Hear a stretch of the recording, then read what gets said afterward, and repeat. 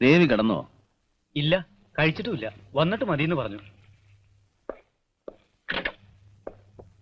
Oh my God, ഞാൻ രാജൻ പറഞ്ഞ കാര്യം മറന്നു. കാർ അയക്കാൻ എന്നെ ഒന്ന് വിളിക്കായിരുന്നില്ലേ? ഏയ്, അത്യാവശ്യമൊന്നും ഉണ്ടായിരുന്നില്ല. രാജേട്ടൻ പറഞ്ഞു നാട്ടിൽ വേണമെങ്കിൽ പൊയ്ക്കോളാൻ. വർക്ക്ഷോപ്പിൽ നിന്ന് ഡ്രൈവർ വന്നില്ല. അയാളെ കണ്ടാൽ ഓർക്കുമായിരുന്നു. ടാക്സി, പരിചയമുള്ള ടാക്സിയിലുണ്ട്, അയക്കായിരുന്നല്ലോ. രാജേട്ടൻ പറഞ്ഞേ ഉള്ളൂ, പോവണ്ട വിശേഷിച്ച് കാര്യമൊന്നുമില്ല. കഴിക്കാറായില്ലേ? നേരത്തെ എത്തണമെന്ന് വിചാരിച്ചിട്ടും വൈകി. വീട്ടിലാവുമ്പോഴും അച്ഛൻ വരാൻ ഒരുപാട് വൈകും. ഒരു ഇറ്റലിക്കാരൻ, ഇംഗ്ലീഷും ശരിക്കറിയില്ല. ഭയങ്കര അധ്വാനമാണ് അയാളോട് സംസാരിക്കാന്ന് വെച്ചാൽ. പക്ഷെ അയാൾ മാക്സിമം മരം വാങ്ങിക്കുന്നത് നമ്മുടെ അടുത്തുനിന്നാ. ഈ മേ ഡ്രിങ്ക് വേണോ? Just one. 3 എണ്ണമാണ് സ്ഥിരം കോട്ട. 2 എണ്ണം സായിപ്പിനൂടെ കഴിഞ്ഞു. ചെല്.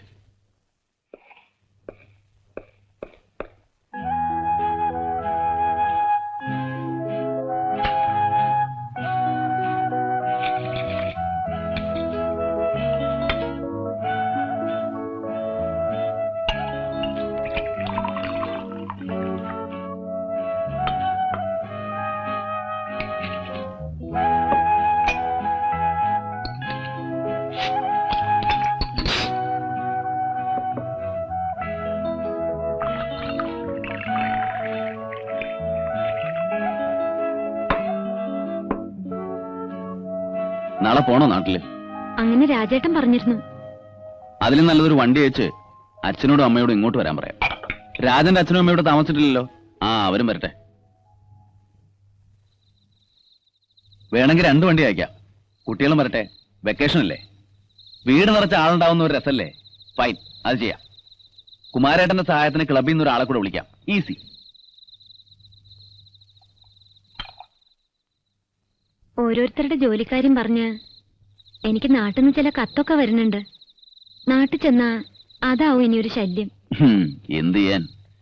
വരുന്ന ഓരോ കേസും കേട്ടാ നമുക്ക് വിഷമം തോന്നും. സാധിക്കണ്ടേ? കണക്കെഴുത്തെന്നും പറഞ്ഞ് എനിക്ക് ആദ്യം കിട്ടിയ ജോലി ചെന്ന് നോക്കിയപ്പോ തോട്ടപ്പണിയായിരുന്നു. ഒരു സേട്ടുവിന്റെ വീട്ടിൽ. ശിവേട്ടൻ ശ്രമിച്ചിട്ട് കിട്ടിയതാ. ഒരു 6-7 മാസം നോക്കി. പണി എങ്ങനെ ഉണ്ടോ എന്ന് ചോദിക്കും. കൊള്ളാന്നേ പറയൂ. പുല്ലുവെട്ടലും വേലി കത്തിരിക്കലും ഒക്കെയാണ് ജോലിയൊന്നും മിണ്ടിയതേയില്ല. വേണുവേട്ടന്റെ എക്സ്പീരിയൻസ് ഭയങ്കരാണല്ലോ. അതും നല്ലതാ. അതൊക്കെയായിരുന്നു ശരിക്കുമുള്ള പഠിപ്പ്. ഈവനിങ് കോളേജിൽ പഠിച്ചതൊന്നും വലിയ കാര്യമല്ല. തോട്ടക്കാരന്റെ പണി എത്ര കാലം? പിന്നെ അത് 6 മാസം. ജയിലിലായി എന്നതാണ് ഉദ്യോഗം കൊണ്ടുണ്ടായ മിച്ചം. ജയിലിലോ? എന്തിന്? കളവ് കേസ്.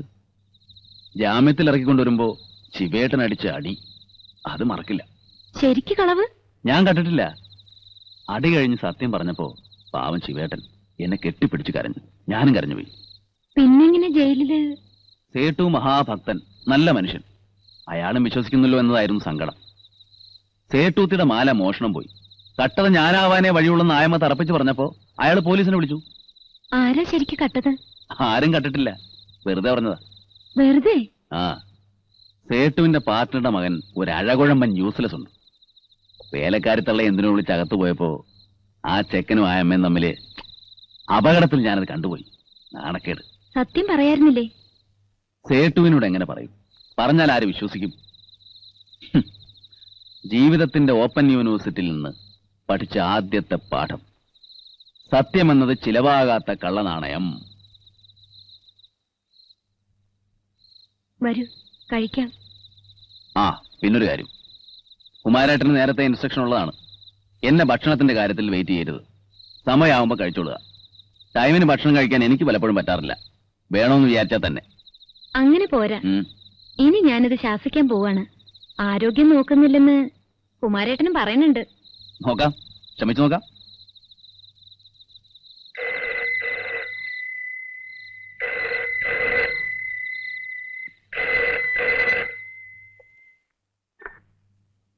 ഹലോ, യെസ്, ആര്? രാജനോ? ഫ്ലൈറ്റ് ടൈമിനായിരുന്നോ? ശരി. ദേവിയോ? ഇല്ല, പോയിട്ടില്ല. ഇവിടെ തന്നെ ഉണ്ട്. ഇതാ കൊടുക്കാം. ദേവി, രാജന, ബോംബെ.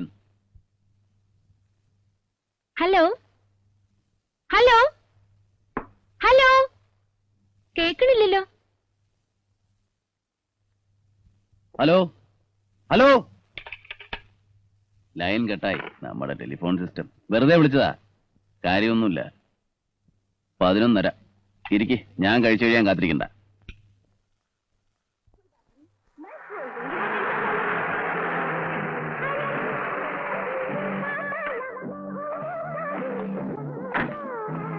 എഞ്ചിനീയർ വിട്ടിട്ട് വാ. പെട്ടി വന്നിട്ട് എടുക്കാം. ശരി. ഓക്കെ നരേഷ്. ഓക്കെ.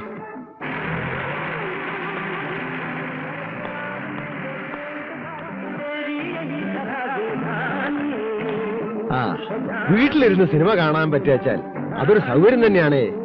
അച്ഛനും അമ്മയും ഇപ്പൊ വന്നു. വേണു കാർ അയച്ചു. വരണമെന്ന് വിചാരിച്ചിരിക്കുമ്പോ അതൊരു സൗകര്യമായി. മുത്തച്ഛന്റെ കാര്യം എഴുത്തച്ഛൻ നോക്കിക്കോളും. അയാൾ അവിടെ കിടക്കുകയും ചെയ്യും. ചായ വേണോ അതോ കുളിച്ചിട്ട് ഊണ് കഴിക്കണോ? അമ്മയാണോ ഇപ്പൊ ഇവിടെ ഭരണം? ദേവി വേണുവിന്റെ കൂടെ അങ്ങാടിയിൽ എന്തോ വാങ്ങാനുണ്ടെന്നും പറഞ്ഞു പോയി. കൃഷ്ണേട്ടൻ ചെക്കപ്പ് നടത്തിയത് വിസ്തരിക്കുന്ന കേട്ടപ്പോ അച്ഛനും ഒരു മോഹം. വേണു കൊണ്ടുപോയിരുന്നു. ഒരു വസ്തുവില്ല, പ്രഷർ ഇത്തിരി ജാസ്തിയാ. അതിന് ദിവസം ഒരു ഗുളി കഴിക്കണം, വേറെ ഒന്നും വേണം. അല്ലേ രാജമാമ? രാജമാമ കുട്ടികൾ പറയണത് ഇങ്ങനെ വാങ്ങിക്കൊടുക്കാൻ തുടങ്ങിയ ഒരു അവസാനം ഉണ്ടാവോ? ആ, ഞാൻ നിന്നെ ട്രൈ ചെയ്തോണ്ടേ ഇരിക്കായിരുന്നു. നീ എന്താ പിന്നെ വിളിക്കാഞ്ഞേ? എന്തായി? ഒക്കെ വല്ലാത്ത വില. പക്ഷെ നല്ല സാധനങ്ങളല്ലേ, വിലയുണ്ടാവും. കുട്ടികൾ പറയേണ്ട താമസം എടുത്തു വെക്കാൻ പറയും വേണു. വില എന്താണെന്നുള്ള ചോദ്യമില്ല. അങ്ങേർക്ക് പെട്ടെന്ന് പൂനെക്ക് പോകേണ്ടി വന്നു. ഡിസ്കഷൻ കഴിഞ്ഞില്ല. പൂനെ എന്ന് പറഞ്ഞാൽ അന്റാർട്ടിക്ക മറ്റാണോ? 35 മിനിറ്റ് ഫ്ലൈറ്റിന്. 2 ദിവസം അവിടെ ബിസി ആവുന്നു ഉറക്കുന്നു. അപ്പൊ തിരിച്ചു വരുന്നവരെ നീ വെയിറ്റ് ചെയ്യണം. ആവശ്യം നമ്മുടെ അല്ലേ? നിങ്ങളെയൊക്കെ ഓരോ കാര്യം ഏൽപ്പിച്ചാല് രണ്ടാലൊന്നറിയാൻ നേരെ മടങ്ങി വന്നിരിക്കുന്നു. ആ ശരി, ഞാനൊന്നുകൂടെ വിളിക്കട്ടെ. സൗത്തിലേക്ക് വരുന്നുണ്ടോന്നറിയാം. ഞാനൊന്ന് പോയി വരാം. ഉണ്ണാൻ എന്നെ വെയിറ്റ് ചെയ്യണ്ട. ആ ദേവി, കുട്ടികളുടെ 1-2 ചില്ലറ സാധനങ്ങൾ കൂടെ വാങ്ങാനുണ്ട്. വൈകുന്നേരം അതോടെ വാങ്ങിച്ചു കൊടുക്കും. റെഡി, ഏൽപ്പിച്ചു കഴിഞ്ഞു. എന്താ വേണുവിന് ദേഷ്യം പിടിച്ചിരിക്കുന്നത്? ഏകദേശം മനസ്സിലായി. ഏൽപ്പിച്ച പണി കഴിഞ്ഞിട്ട് പോന്നാ മതിയായിരുന്നില്ലേ? മടങ്ങി വരാതെ അവിടെ തന്നെ ഇരുന്നാൽ കൂടുതൽ സൗകര്യമായിരുന്നു അല്ലേ?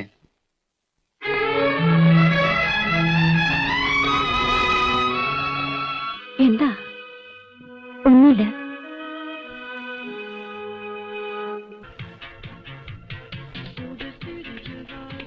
ഹലോ രാജൻ, ബോംബെയിലാണെന്ന് ആരോ പറഞ്ഞു.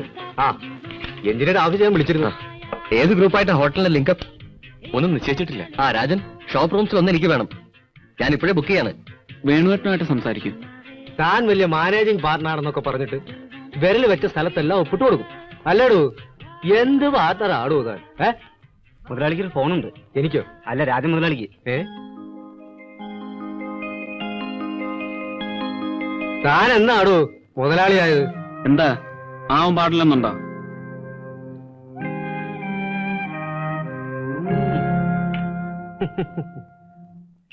ഊണെടുക്കട്ടെ? വേണ്ട, ഞാൻ കഴിച്ചിരിക്കുന്നു. എല്ലാവരും കഴിച്ചു. 10-10:30 വരെ കാത്തു. ഓഫീസിൽ വിളിച്ചപ്പോ വൈകുന്നേരം വന്നില്ല എന്ന് വേണുവേട്ടൻ പറഞ്ഞു. ഞാനൊരു വീട് അറേഞ്ച് ചെയ്യാൻ നടക്കുകയായിരുന്നു. കണ്ടു, ഉറപ്പിച്ചു. ആർക്കാ വീട്? നമുക്ക്. പിന്നല്ലാതെ ആർക്ക്? എന്നും ഇവിടെ തന്നെ കൂടാന്നാണോ വിചാരിച്ചത്? എന്ന് അങ്ങനെ വേണുവേട്ടൻ പറഞ്ഞു. പറയണോ? അതിനാരുടെയെങ്കിലും പെർമിഷൻ വാങ്ങണോ? എനിക്ക് എന്റേതെന്ന് പറയാനൊരു സ്ഥലം വേണം. തീരുമാനിച്ചു. അപ്പോ വേണുവേട്ടൻ ഇവിടെ ഒറ്റയ്ക്ക്?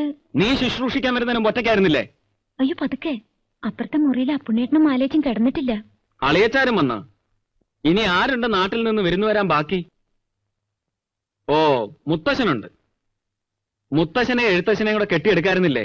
വേണുവേട്ടൻ മുഖേന എന്തോ ഒരു കോൺട്രാക്ടിന്റെ കാര്യം ശരിയാക്കാൻ വന്നതാ അപ്പുണ്ണേട്ടൻ. നക്കാപ്പിച്ച കൊഴിഞ്ഞു വീഴുന്നത് നോക്കി എല്ലാവരും തൊഴുതു നിൽക്കുകയല്ലേ? ഈശ്വരനെ പോലെ ആശ്രിത വത്സലനായി ഇദ്ദേഹത്തിന്റെ ഒരു അഭിനയം, പ്രജകളായി നിങ്ങളുടെ അഭിനയം കാണുമ്പോ അറയ്ക്കും. അയ്യോ പതുക്കെ. വേണുവേട്ടൻ ഉറങ്ങിയിട്ടുണ്ടാവില്ല. എന്തൊക്കെയായി പറയണേ? കേട്ടാലെന്താ തല പോവോ? നോക്കൂ, എടുത്തു ചാടി ഒന്നും നിശ്ചയിക്കണ്ട. വീടെടുക്കണ കാര്യമൊക്കെ വേണുവേട്ടനുമായിട്ട് ആലോചിച്ചിട്ട് മതി. വേണുവേട്ടൻ പറയണ പോലെ ചെയ്യാം. ഇനി എനിക്ക് ഒരു ഭയമേ ഉള്ളൂ. അയ്യോ, വേണുവേട്ടൻ ഒറ്റയ്ക്കല്ലേ, ഞാൻ ആ മുറിയിൽ കൂടെ കിടന്നോട്ടെ എന്ന് നീ ചോദിക്കുന്നത് എന്നാണെന്ന് കാത്തിരിക്കുകയാണ് ഈ ഉള്ളവൻ. പറഞ്ഞാലുണ്ടല്ലോ.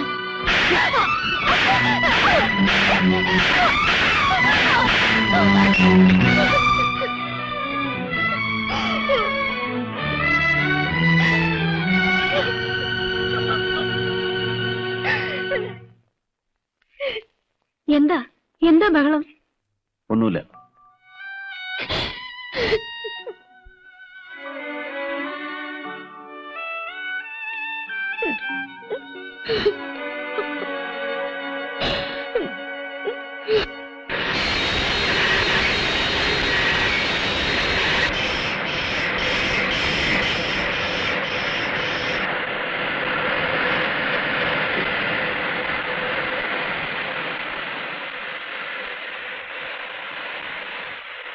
ശമ്പളം കൊടുക്കാനുള്ള എമൗണ്ടിന്റെ ചെക്ക് എഴുതിയില്ലേ രാജ? അക്കൗണ്ടന്റ് ഇവിടെ വിളിച്ചിരുന്നു. ശമ്പളക്കാര്യം തന്നെയാണ് എനിക്കും അറിയേണ്ടത്. എന്റെ ശമ്പളം എത്രയാണ്? രജിസ്റ്ററിലെ കണക്ക് നീ നോക്കണ്ട. ആവശ്യത്തിന് ഡ്രോ ചെയ്തോളാം ഞാൻ പറഞ്ഞിട്ടില്ലേ? വേറെ വല്ല ഹെഡിൽ നമ്മളത് പിന്നീട് അഡ്ജസ്റ്റ് ചെയ്യും. അങ്ങനെ ഒരു സിസ്റ്റം ഉണ്ടല്ലോ. ആ സിസ്റ്റം വേണ്ട. എന്റെ ഫിനാൻഷ്യൽ പൊസിഷൻ എനിക്ക് കൃത്യമായി അറിയണം. പണ്ട് കാർന്നോമാര് ഇത് വെച്ചോ എന്ന് പറഞ്ഞ് ചില്ലറക്കാശ് പോക്കറ്റിലിട്ട് വരുന്ന മാതിരിയുള്ള ഈ ഇടപാടുണ്ടല്ലോ, അത് വേണ്ട. പകല് ബാറിൽ പോകരുതെന്ന് ഞാൻ ഒരിക്കൽ നിന്നോട് പറഞ്ഞതാണ്. ഞാനൊരു വീടെടുത്തു. എത്ര ചെലവ് ചെയ്യാം, എന്ത് വരവുണ്ടാവും എന്നെനിക്ക് അറിഞ്ഞു വെക്കണമല്ലോ. ബുദ്ധിമുട്ട് വരില്ല, അതറിഞ്ഞാ പോരെ. ആ സൗകര്യത്തിനാണല്ലോ ലാഭത്തിലൊരു വിഹിതം, ഒരു പാർട്ട്ണർഷിപ്പ് നമ്മൾ ഉണ്ടാക്കിയത്. ഓ, പാർട്ട്ണർഷിപ്പ്. കൊട്ടിഘോഷിക്കാൻ ഒരു പാർട്ട്ണർഷിപ്പ്. മുതല് മുടക്കാതെ എനിക്ക് ഒരു വിഹിതവും ആരും ഓശാരം തരണ്ട. രാജൻ പോ. പണത്തിന് ബുദ്ധിമുട്ട് വരാതെ ഞാൻ നോക്കിക്കോളാന്ന് പറഞ്ഞില്ലേ? ഒറ്റയ്ക്കൊരു വീടെടുത്ത് താമസിക്കുന്നതും നല്ലത്. അതാണ് സൗകര്യം. മാറിക്കോ. നമ്മുടെ ഗസ്റ്റ് ഹൗസില്ലേ, വാടകയുടെ പ്രശ്നവും വരുന്നില്ല. ദാനം വേണ്ട, ഞാൻ പറഞ്ഞില്ലേ. Raja, you are part of the show. Part of the show, benami partner. ഇപ്പൊ ആളുകൾ പറയുന്നത്. രാജ, ലഹരി ഇറങ്ങിയിട്ട് നമുക്ക് സംസാരിക്കാം. ഇപ്പൊ നീ വീട്ടിൽ പോ. ജോലിക്കാരൻ ഈ ഫോമിൽ കാണണ്ട. പോ.